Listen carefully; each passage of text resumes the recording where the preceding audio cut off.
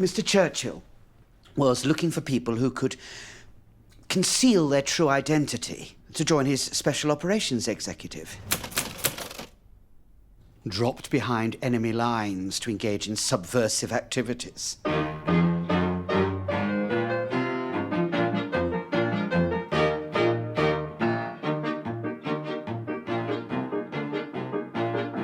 I said, I'm an expert in subversive activities, Ducky.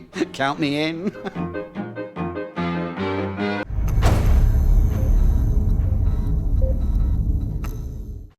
Hi and welcome to the SohoLIFF Spotlights. I'm really excited to be joined today by the incredibly talented Alejandro Ayala, who has got the most incredible film called For Queen and Country.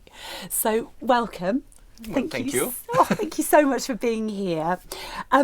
For everyone that's watching this, without giving anything away, could you just tell us a little bit what the film is about? Oh, well, I mean, I guess it's okay to give something away.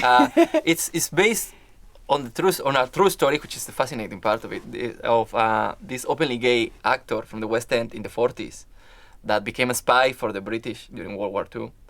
And his cover, as he was behind enemy lines, he became a drag queen. So he was entertaining Nazis as a drag queen, while at the same time he was spying for the British. I mean, it's just such an incredible story. I mean, how did you come across it? It's because of Neil, the actor, because Neil was on another play with my partner. So when Neil told us that he was doing this monologue, because it's a monologue, we went to see him, and the moment I saw the story, I was just blown away by it. And so I approached the writer and asked him if I could turn it into a film. Right. Yeah. And I have to ask, I mean, how much of it is artistic license and how much is true? I mean, because, for example, things like Churchill's attitude towards... Well, it's funny because actually reading about... There's basically two books about Dennis. His name is Dennis Ray. And one he wrote himself, and one is called The Shooting Star, which is a historian that actually made research to see how much of it was true. And the fascinating thing that he discovered is that most of his war stories are entirely true. The bits of his life that he exaggerated is they're about his artistic life. So, for example, in some parts he says he was the star of a play in the West End, and he was actually just part of the ensemble. So those bits he was exaggerating, but his war exploits, they were all true. So, which is completely fascinating that he was more concerned about leaving a legacy of an artist, of a performer, more than his legacy as a spy. That's so funny. I mean, it's such an incredible story. I mean, why to you was it important to tell this story? Well, I'm gay, and also just find out about this real man who back in the 40s, when it was illegal, he was openly gay. Just he didn't hide it, he didn't shy away from it, and that also make him an asset for the British, for the spies, to become a spy, because he says it in the film and in the play that being a gay man, it was easy for him to pretend something he wasn't, because back then the normal thing would be to hide it. I mean, do you think that he was an anomaly back then, though, or was it just it wasn't talked about, and that there was a whole LGBT community, here as part of in spies, etc.? Well, I guess we all, gay men and gay women and everybody, we've all been around for a long time. We just, for a lot of history, we kind of like kept it hidden because back then it was illegal. So obviously, just thinking of war stories, not the most famous one is probably Alan Turing, But obviously his story is a bit more tragic because he was forced to take treatment and all of that kind of stuff.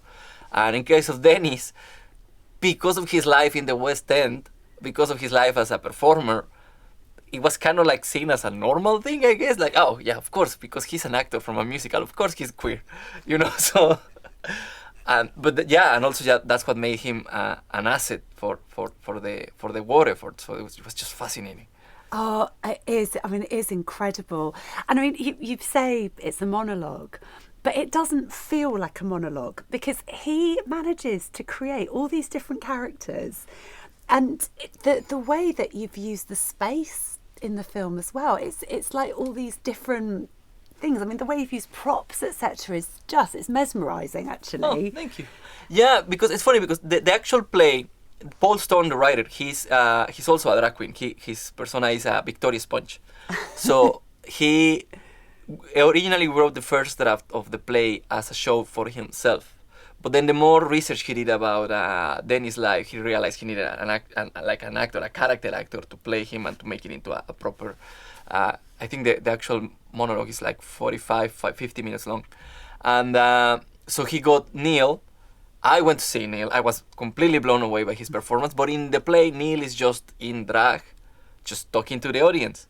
And yes, he does some voices and stuff, but just seeing how good the narrative was and his performance was and how people were like having like literally like gut reactions to some of the stuff he was talking about, it's what I started seeing like the images in my head. So that's when I approached Paul and said like, I see it these ways. I don't want to...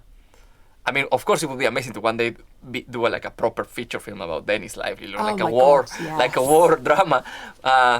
But also because I would get a bigger audience for people to know this fascinating story. But in the case of the play and Neil's performance, what I said to them is I want to preserve that. I want to preserve the theatricality of it. So that's why it's just one actor in one space, and he ends up playing 15 different characters. So he plays his own mom, he plays Churchill, he plays his training officer, and all kinds of characters. Yeah, and I mean, it's brilliant. It's so funny. He's just brilliant. Yeah, I mean, there's moments where you're like laughing, and then you're just like, oh my God, that's actually terrifying. Yes. It's just like, and that's why it's like, is this really real? It's amazing. Yeah, but it's a thing that later, after reading about Dennis and reading his book, you realize that was kind of like a coping mechanism for him.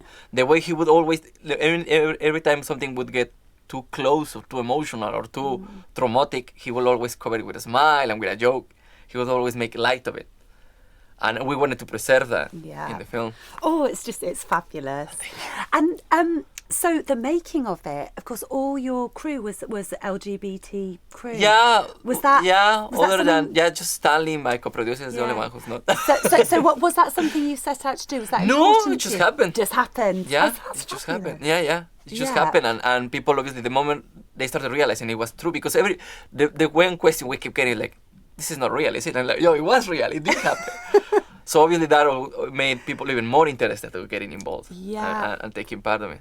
I mean, it has to be made into a feature film. Yes.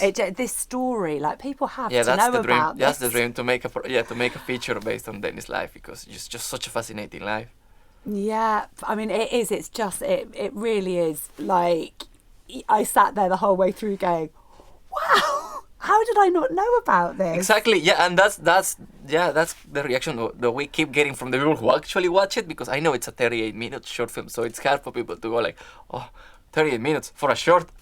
But they do probably binge watch 8 hours of something on Netflix, so asking for 40 minutes is not that much, I would say. Well, the way it's done is very unique, and it's very colourful, and it's he takes you on this fabulous journey that has all these different characters and has you constantly asking that question. And so what's your plan to do with it now?